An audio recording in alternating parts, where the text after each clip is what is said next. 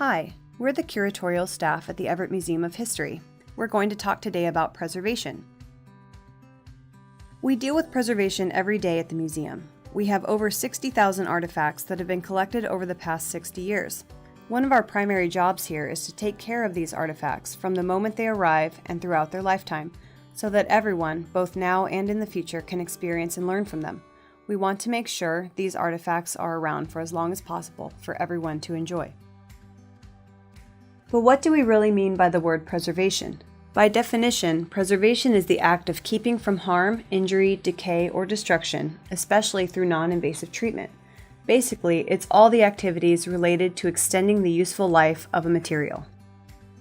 At the museum, this includes things such as monitoring environmental factors such as temperature and humidity, having a disaster preparedness plan in place, duplicating and reformatting certain types of materials, and using archival quality storage materials and containers for long-term storage. However, preservation practices aren't just for museums. These practices can be just as important right at your own home. Most of us have heirlooms that have been inherited or collected over the years. These items have significant personal or family meaning and are important to preserve so that others in the future may enjoy, learn, and connect with them. Preservation can sound a bit overwhelming, but with some simple changes in the way you store and treat your items, you can protect them like we do at the Everett Museum of History. This video will provide you with some of the more simple and common preservation methods for artifacts you probably have in your own home. In other words, the easiest do's and don'ts. We hope this will become a video series where we can do a deeper dive into specific materials. When tackling a preservation project at home, as with most things, it can be helpful to start with some basic planning. Do first identify what content or material you have. Set aside a safe, clean space and pull out the boxes. Some of the more organized may want to make an inventory list of everything. Others may be fine just getting a visual overview by photographing the contents. Either way, know what you have. Don't assume you've covered everything. Have you thought about your digital files? Do select what you want to preserve. This will likely be a personal choice influenced by your priorities, time, and resources. Don't think you need to save everything. In fact, not everything should be preserved. One of the keys to preservation is making that determination, and it's something that we do here all the time through a combination of our experience and the priorities of the museum. Try to figure out what your personal mission is and write it down. It will help you make these sometimes difficult decisions. Do make sure you think about how you will manage your heirlooms in the future. This may mean periodic checks, repackaging, and even estate planning. Don't assume once you've packed everything up, it will be safe forever. Next, we want to talk about some of the main causes of deterioration and provide some reminders on how to avoid them. Deterioration means the process of becoming progressively worse. There are 10 main types of deterioration that we worry about for artifacts. Physical force such as impact, shock, vibrations, pressure, and abrasion are caused by frequent or general use of an artifact and can lead to permanent damage. Do keep your important artifacts out of reach and handle them with care. Don't handle your important artifacts more than you have to. Theft and vandalism is the willful damage of artifacts. At the museum, we take many precautions against this, like lock, casework, and security systems. Your own valuables can be protected the same. Do keep your important artifacts locked or have a home security system if you can. Don't leave them unattended if possible. Neglect can also be a concern, like not providing proper storage or care for an object. Do regularly check in on the condition of your artifacts, and don't store your artifacts in materials that could damage them. Fire and smoke are obvious problems. At a museum, we have specialized fire suppression systems for quick response and minimal impact to the artifacts in our care. For your personal items and for your own protection, have a fire extinguisher and consider a fireproof safe. Although this doesn't work for all objects, some types of jewelry, like pearls, can deteriorate if kept in metal containers with minimal airflow. Do have a fire extinguisher, and don't ever try to save your items at the expense of your safety. Water is also another problem for artifacts. In a museum, we store artifacts at a minimum of 6 inches off of the floor in case of flooding. You can do the same at home. Do store your objects up and off the floor. and don't store them in basements or other water-prone areas. Pests can make a feast of your important artifacts. From microorganisms to carpet beetles and rodents, there's a pest out there that'll find your things delicious. Do regularly check your items for infestation, and don't use cardboard boxes. They're a big pest attractor. If you do see evidence, use environmentally friendly pest controllers because of another issue: pollutants. Both man-made and natural pollutants accelerate the decay of artifacts. Do make sure to use the gentlest available method of cleaning. And don't smoke or use household cleaners, bug sprays, and detergents around or on your heirlooms. Light is one of the most damaging agents and one of the simplest to correct. In the museum, we can control light exposure from the sun and artificial lighting through the use of filters and controlling the lumens and exposure. In your home, it can be a bit more challenging. Do be careful where you place your artifacts, and don't store your artifacts in direct light, either natural or artificial. Temperature and humidity are both important aspects of long-term preservation. Changes can cause artifacts to warp, crack, mold, among other issues. Do keep the temperature as consistent as you possibly can. Between 65 and 72 degrees Fahrenheit is best. Don't store your items in basements, attics, or outbuildings where you cannot control the humidity and temperature. Just a reminder, when you're working with these fragile materials, make sure your hands are clean and your workspace is free of food, drink, dust, smoke, and debris. Now let's talk about some specific materials you may come across and a few of the most important steps for preservation.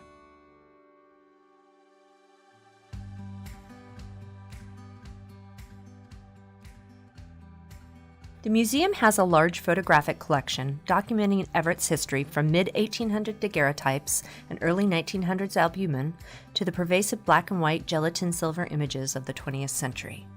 We also have a large collection of archival and paper artifacts such as letters, ephemera, newsprint, and books, as well as glass negatives, slides, and film. Our goal is to care for these collections to the highest museum standards to ensure their longevity. Most of these materials were donated to us from families like yours who are caring for their collections at home.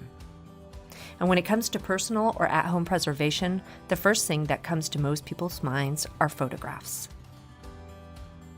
Most of the damage to photographs can be attributed to poor environmental conditions, such as moisture and light exposure, and inappropriate storage, such as adhesive albums and acidic boxes and folders. To avoid this, here are some recommendations.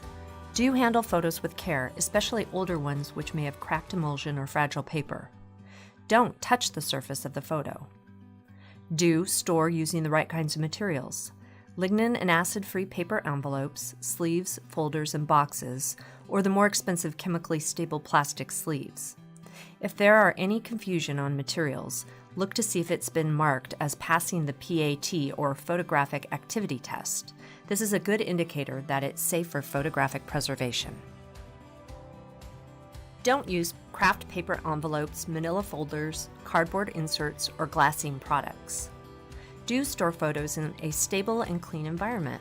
Higher temperature and relative humidities or fluctuating conditions encourage deterioration, aging, softening, emulsion, shrinking, and expansion, and encourage mold. Also, conditions that are dusty or dirty can scratch emulsions and hold moisture. This means most likely avoiding places such as basements, attics, and garages. Don't expose to excessive light, especially unfiltered UV and fluorescent light, all of which speeds up fading, oxidation, and other damage. Remember, light damage is cumulative and irreversible. Do make sure you lay your photos flat or upright without bending or folding. Don't store them on the floor or by food or water sources. Do note that color photographs are more prone to environmentally caused deterioration. If possible, try to store somewhere ideally 40 degrees or lower. Don't fix it yourself. If you have an important photograph that has significant damage, such as a tear, cracking, bending, or rolling, it's best to consult a professional conservator to help you fix it. Avoid DIY projects with your precious mementos. It's worth taking a moment to mention photo albums separately, since they're so popular. Photo albums pose a problem for preservation because of what they're made from, including adhesives, mounting systems, papers, and bindings. Many of these problems pose a risk to the long-term safeguarding of the photos they contain. You have to ask yourself, is it worth keeping it in the album? Remember, photo albums are unique compositions and they're usually made with purpose by the creator. Here are some things to keep in mind when dealing with photo albums. Do keep photo albums intact whenever possible. However, this is a personal decision based on individual priorities and the condition of the book and the photographs. Do follow standard preservation recommendations for careful handling, like a dry, cool storage environment, limited light, and proper storage materials. Do use buffered paper wrapping and flat storage in an archival box for long-term storage. Sometimes it might be necessary to put archival paper between pages, but only if that doesn't add additional bulk and doesn't damage the book. Don't use non-archival materials if you're creating your own album. Again, look for one that's passed the PAT, and just a reminder, that means Photographic Activity Test.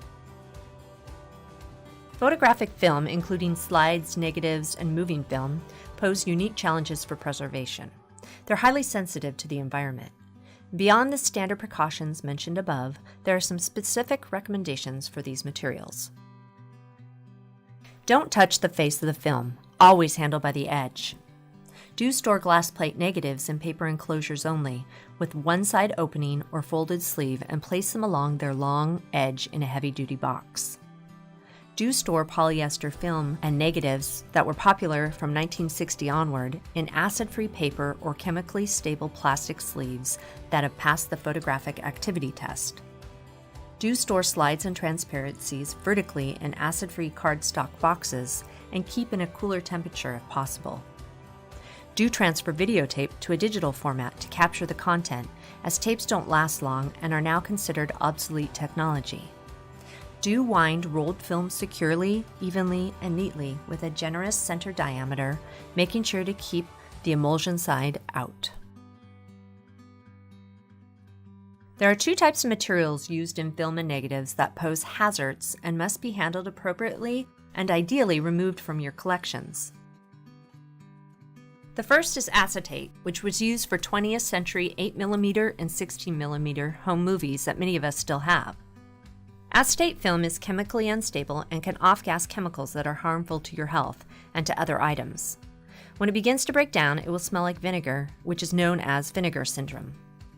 Do digitize and dispose of acetate film if at all possible. Do store in alkaline buffered envelopes with ventilation in cooler temperatures, ideally in a non-food freezer if you choose to keep them. Don't store with other materials. Nitrate-based film, like all celluloid-based material, was used in film from the late 1800s to the mid-1900s.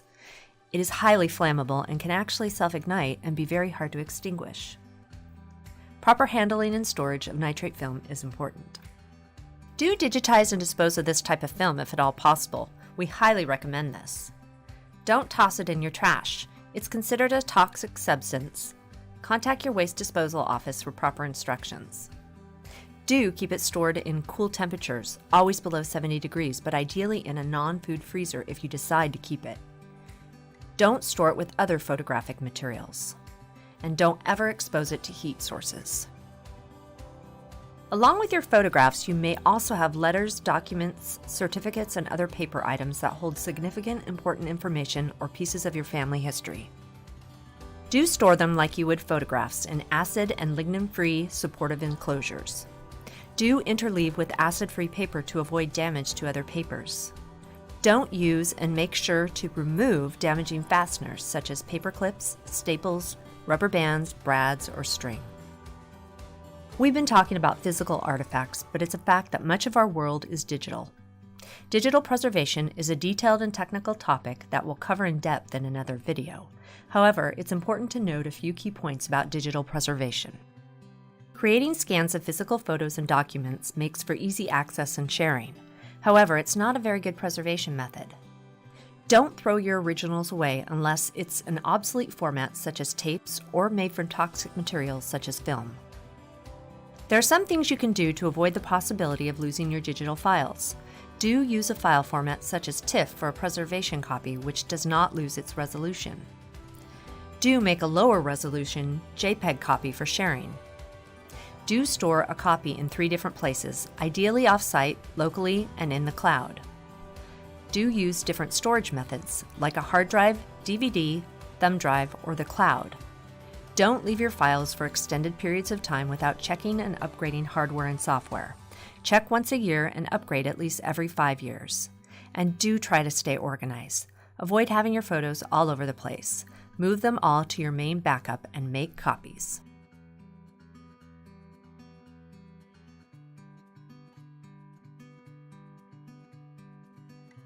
The museum's costume and textile collection encompasses thousands of historical textiles, accessories, and fashionable dress. Some of our earliest pieces are from the 18th century, like these child's shoes from the 1790s that were an exhibit in our shoes in 2016. Costumes and textiles can be made of almost any material. Items made of mixed materials can be extra challenging to care for, store, and exhibit. Like all artifacts, it's best to minimize how often you handle them and carefully choose how you store and care for them. For instance, flat textiles like quilts or coverlets can be stored on an unbuffered tube covered with archival tissue and polyethylene sheeting. Hats can be filled out with unbuffered tissue paper, archival batting, and unbleached muslin to provide structure and support for storage. Due to the materials and the environment they've been in, objects can get fragile and brittle. For instance, silk, if kept folded, can end up cracking along the folds, which is irreparable. Other factors can negatively impact the life of these artifacts. Environment, temperature, humidity are, of course, major ones, but even dirt and bodily fluids can deteriorate a textile. So even if you're not a museum, there are still steps you can take to best protect these sorts of artifacts. Do make sure the textile is as clean as possible when you store it. And do use the gentlest cleansers, even if you have to clean it. Do store your objects as flat as possible, although clothing can be hung carefully on padded hangers covered in undyed muslin with archival batting. Don't allow your artifacts to be in direct sunlight or artificial light for extended periods of time. Don't forget there are many pests who will love to eat these type of artifacts. Don't touch the objects too much. Natural oils and salt from your skin can permanently stain and degrade costumes and textiles.